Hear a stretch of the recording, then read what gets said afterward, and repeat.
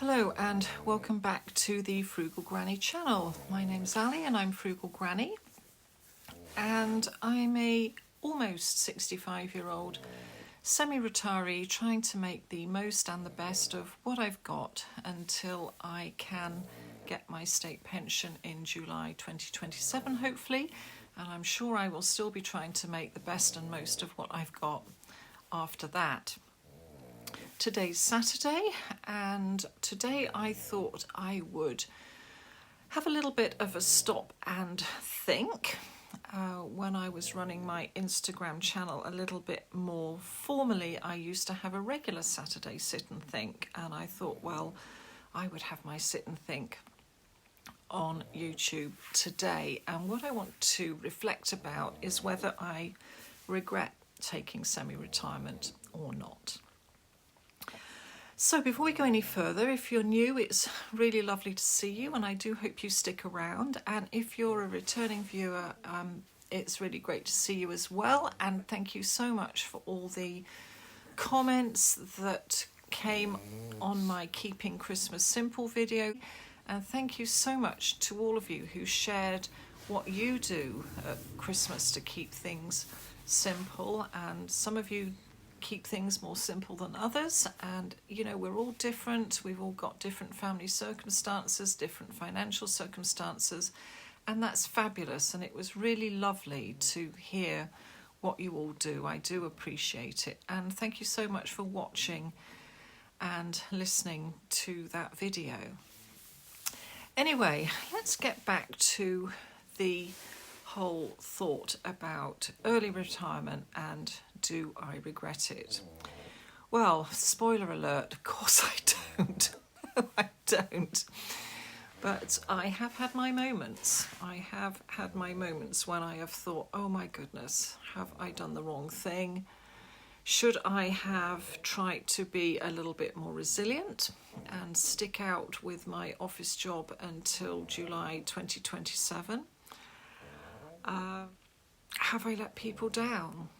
I did see one of my old reports the other day, one of the directors that I used to report to, and I actually apologised to him for leaving my office job under the circumstances that I left in, and he was completely fine about it. He just laughed it all off, which was quite a relief to me, because I have worried over the last 6 months or so, since April the 1st, about whether I've let people down, especially as I've noticed on the organisation's website that my role has not been filled, or at least it's not been filled on the website.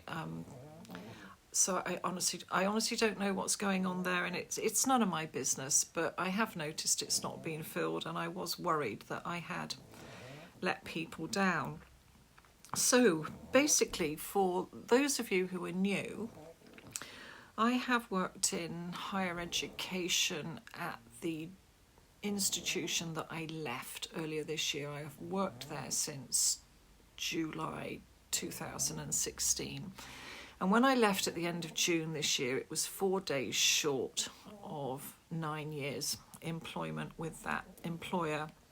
And before that, I was at a higher education institution in London for 2 years. And before that, I was with a further education institution in Hertfordshire for 7 years. I was, let's just call it a resource administrator at that institution. Not really going to go into it any more than that. And I left because they were having a major restructure, and I had got wind through my manager that, can you believe it, he'd recommended to our director that my job only needed to be part-time. And I was on my own at the time, and I was thinking, how can I manage to keep my household running on a part-time job if I'm made redundant and my job is effectively made part-time? So that's why I made the leap to higher education, and I started commuting into London. So I got a promotion, I started working in higher education, commuted into London every day, and by the time all was said and done, I really wasn't earning any more than if I'd stayed working locally full-time, but I couldn't take the risk of being cut to part-time. And then when I was at that institution in London, I'd been there a year, and they suddenly decided they were going to have a restructure, and they decided to outsource the directorate that I worked for, apart from the director, myself and my manager. Everyone else was going to be outsourced.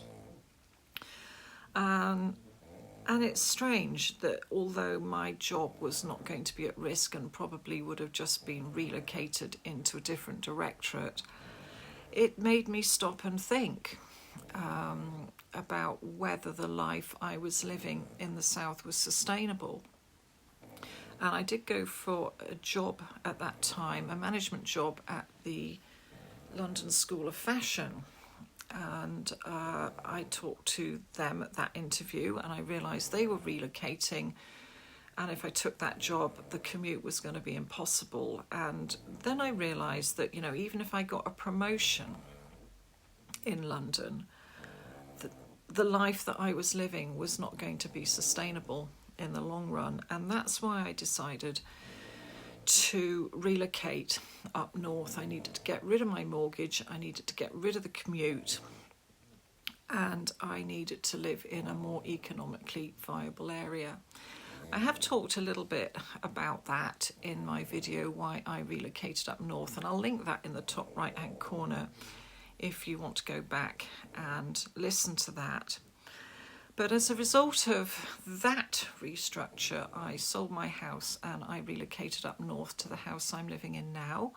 I am mortgage free, and that was a major decision on my retirement journey. And again, I think I've talked about my 30-year retirement journey, and I'll link that in the top right hand corner too. But getting mortgage free was the really big decision that set me off on the major countdown to retirement. So I came up here and I got a job as a receptionist at a higher education institution. I took a big hit in salary. I dropped several grades on the grade system, and which was pretty crazy actually. I'm very good at underselling myself, but I was very grateful to have a job. I snuck in just before they announced a job freeze due to financial constraints, and I was very happy to have my receptionist job because I needed £10,000 less a year living here than I did in London, or the London area, to keep my head above water. So I didn't need that extra £10,000. I know some people would probably think, well, you should have got another job at that grade and you could have just banked or invested that 10 grand a year. Yeah, I could have done. But I'd been through an awful lot, and I just needed to tread water for a while to allow myself a little bit of time to recover and regroup from everything that had happened to me in the previous 4 years. Well, I'd been in that job for a while, and then, that department decided to restructure. And again, I thought to myself, well, there are 2 receptionists. I don't really think they're going to need 2. They can get away with 1. So I'm going to look for another job in another department. So that's what I did. And during lockdown, I think it was in 2020, it must have been, I got a job in another department. And I remember saying to them that I was looking for a job for 6 years, or maybe it was 2021 then, 6 years until I retired. Yeah, because I'm going to retire in 2027, so maybe it was a 2021. Yeah, it probably was. And I remember saying that to them. I'm looking for a job for 6 years until I retired. And they seemed pretty happy with the fact I was willing to give them 6 years of my life. So I got the job, and I really enjoyed that job. Once we got back into the office after the lockdowns were lifted and I'd got my feet under my desk, so to speak, I really began to enjoy that job. I was very invested in it, probably far too invested now, looking back. I used to wake up in the morning and I was excited to go into the office. I wanted to see people. I was willing to help people. A lot of the people I worked with, became my friends. And yeah, it was great. It was a great job to have, and I loved working there. But it didn't last for terribly long because, again, restructures tend to rumble around universities like thunder before a storm, quite frankly, and it wasn't long before another restructure. Well, in terms of programmes being taken off our department and given to another department, it wasn't long before change was in the air again. And when you're working in business support and there is the threat of 2 programmes being moved to another department, you do think, well, that's a lot of work that's being moved to another department. What's going to happen to the people who are left behind who were doing that work? Are we still going to be needed? And so the sort of seed of anxiety was sown again. I can't remember when that was. It might have been 2 summers ago now. But I do know that by the time I did decide to take early retirement, I had been living with what I would call ever-increasing chronic anxiety for at least 18 months. And probably by the time I actually left, it would have been 2 years. At that time, I did the usual thing. I decided to see if there was another job that I could move to that would give me the stability I needed until I could leave and claim my state pension. And I went for an interview at another department that had recently been formed from the merger of several smaller departments. And I remember when I arrived in reception, I just felt that you could cut the atmosphere with a knife. It was really unhappy, and I thought, gosh, is this what happens when several departments are merged into one, and that people are not very happy with what has happened? And as a result of that, I remember thinking I didn't actually want to work in that environment, and I pulled out of the interview process. I think I probably could have got that job actually, but I did pull out of it, and I don't regret it. I don't regret it at all in retrospect, because I think it would possibly have precipitated me retiring even earlier than I did. I'm glad I didn't. I'm glad I didn't take that job. And to be honest with you, the timeline after that has become somewhat fuzzy. The university did announce a major restructure, and there were a lot of unknowns to start with. And so, yeah, I lived with chronic anxiety right up to the time I left, because I'm one of these people who likes to know what's happening so that I can make decisions and plan my life accordingly. I don't do very well with that level of uncertainty. Eventually, it was announced that we were going to merge with 2 other departments, and that my team was going to merge with another team, 2 other teams, and we were going to move to a new building. So we did. And it was exactly like I had experienced when I went for that job interview in that department that had been formed from several smaller departments. The atmosphere in the office was awful, and I couldn't bear it. I was very unhappy.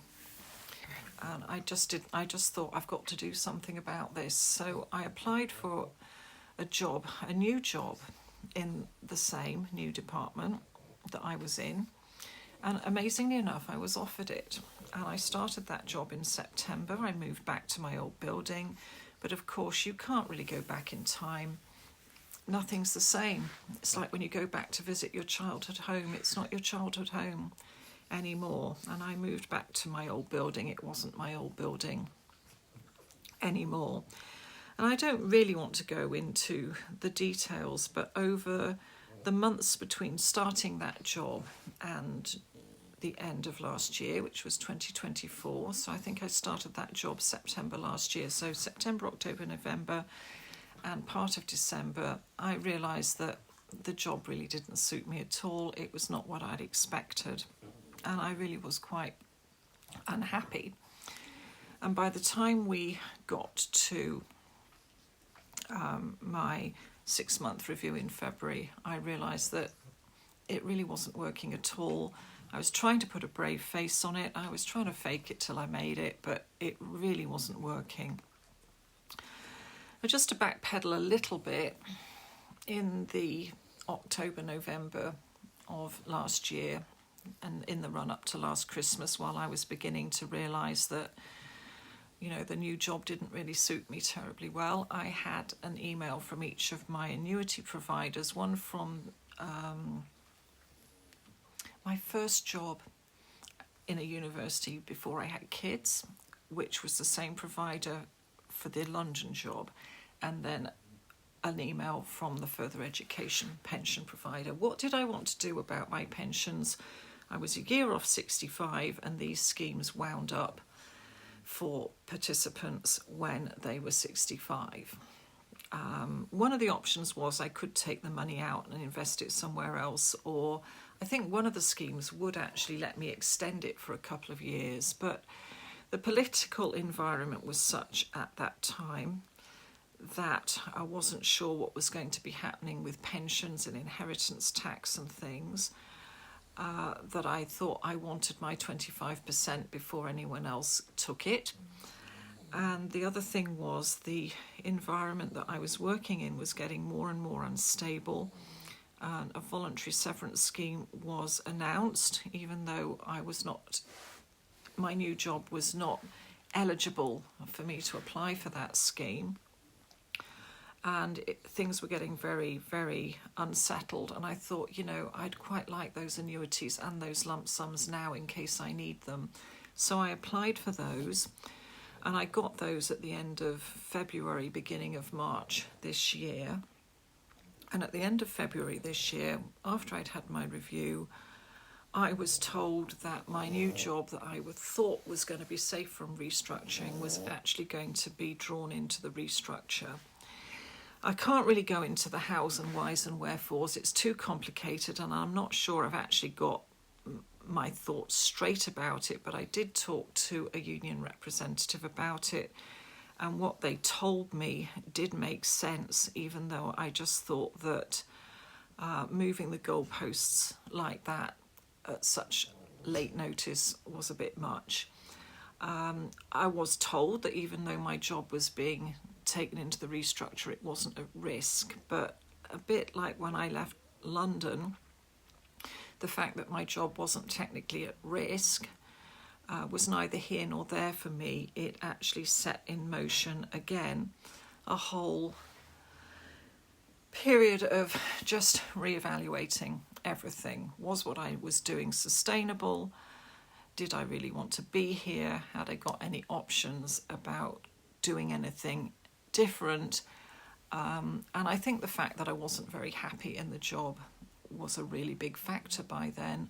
I do remember the senior administrative manager saying to me that when the whole restructure was over, we would be in a very different environment. And I do remember thinking that I didn't want to be part of that environment. And sometimes your thoughts are very loud in your head, and that was one of those thoughts. And I just realised, you know, that for me it was over, and it was just a matter of time. And when I was told my job was going to be taken into the restructure, I think I just had a bit of a mental panic attack, quite frankly. And I think my anxiety completely took over. I fought so hard for so many years to remain secure and avoid situations like this, and I think it just dawned on me that I was out of options, that however hard I tried, however hard I sidestepped or did whatever I did, I was not going to escape. And I cracked up, and the next day I rang the GP because I was in tears, I couldn't work, and they signed me off for a fortnight, and then they signed me off for another fortnight. And in the middle of all that, my oldest dog died. And there's nothing like losing a person or an animal that you love to bring into focus your own mortality. And I'd already been thinking about that because I am on a watch and wait list. They do need to see me every year. And I also had a colleague who was very, very unwell, and I was watching that colleague deteriorate in front of my eyes. and they died a fortnight ago and never got the chance to retire. And then I was speaking to another colleague at the time who'd got a colleague I didn't know who had died very suddenly in her early 60s. And the colleague that died had decided she was retiring early and leaving because life was just too short. And these things, they do lodge in your mind, and they were a big factor. And I had 4 weeks to think about it while I was signed off. And I remember my doctor saying to me that, there was nothing more important than our well-being. And I realised that I couldn't stay in that place of employment anymore and have a decent level of well-being. The ongoing anxiety really had taken its toll, along with the change fatigue and the fact that I really didn't want to be part of the new picture. I also had a colleague whose mother had retired from the local council in the area where she lived, basically because the council had brought in some new software and she just felt she was too old to sit down and learn it all, and she retired.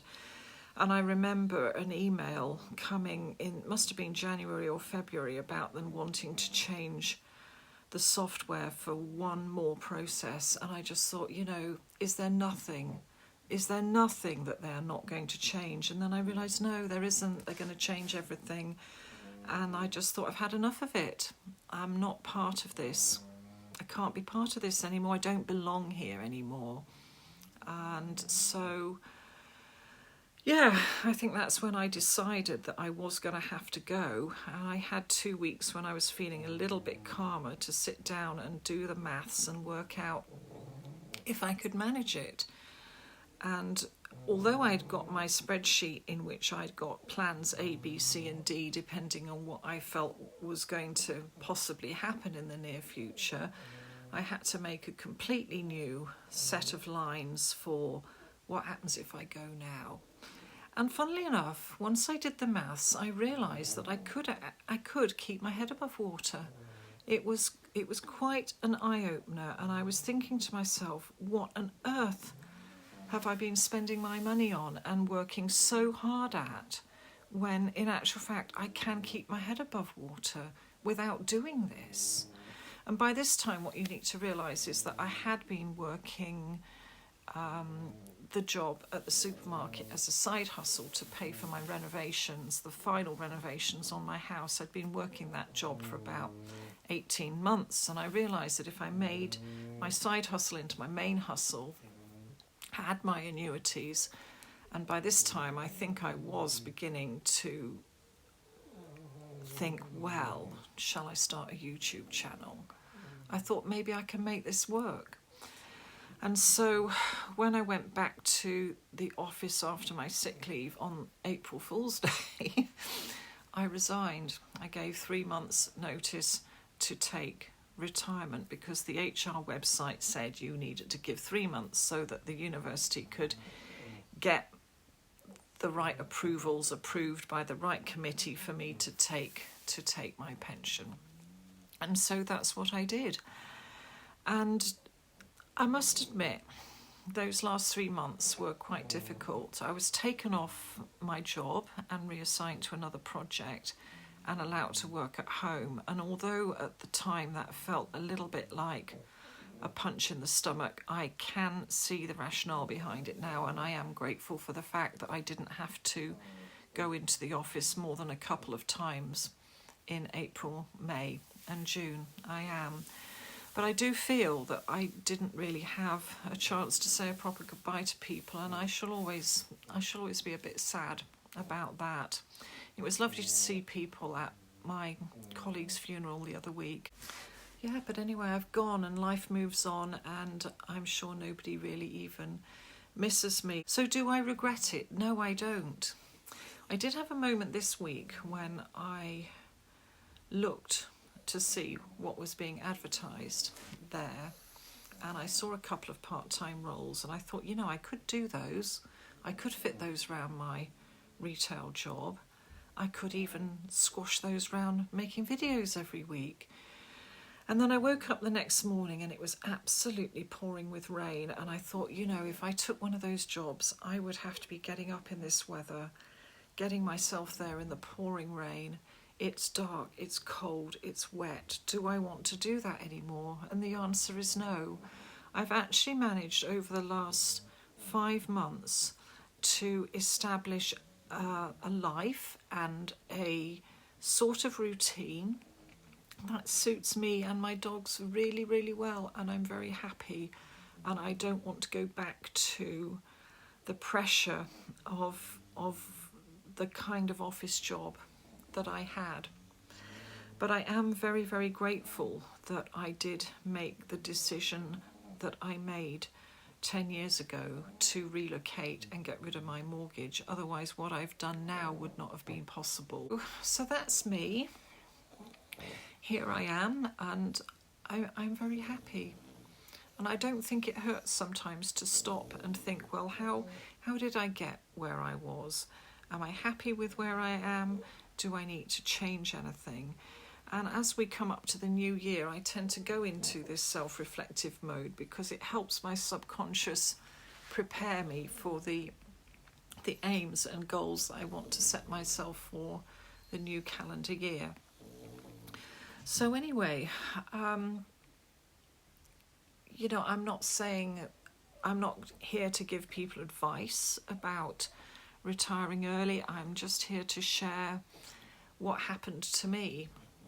And to be honest with you, what happened to me was completely unexpected to me. I really did not expect to do what I have done, but I'm glad I had put myself in a position where I was able to do what I did, even though I hadn't realised I was able to do it till I sat down under pressure almost and did the maths and realised that I could make it work. And in that respect, I do want to thank Ali Lives Well on Less, because I'd been watching her for about 9 months and she had planted a seed in my head that if she could live on her small teacher's pension, I mean, my pensions are a lot less than hers. Mine come in at about half of what she has. Yeah, but if she could live on that, then I could live on mine and top it up with a little bit of part-time work. And that's exactly what I'm doing. And I'm also really pleased that I've decided to document this on YouTube. It's become a lifeline and a stream of income in itself, and for that I'm also very grateful. So anyway, I'm just going to leave you with those thoughts, because a bit like Thursday's video, I'm not exactly on take 3 now. This is take 4, and I've got to go to work soon, and so I need to get this sorted out. But I will see you on Monday for Magazine Monday. We're going to have a little bit of a belated pumpkin themed episode in which I'm eating up some of the pumpkins that I bought in the run-up to Halloween. But anyway, I hope you have a lovely rest of the weekend, and I'll see you on Monday. And thanks for watching.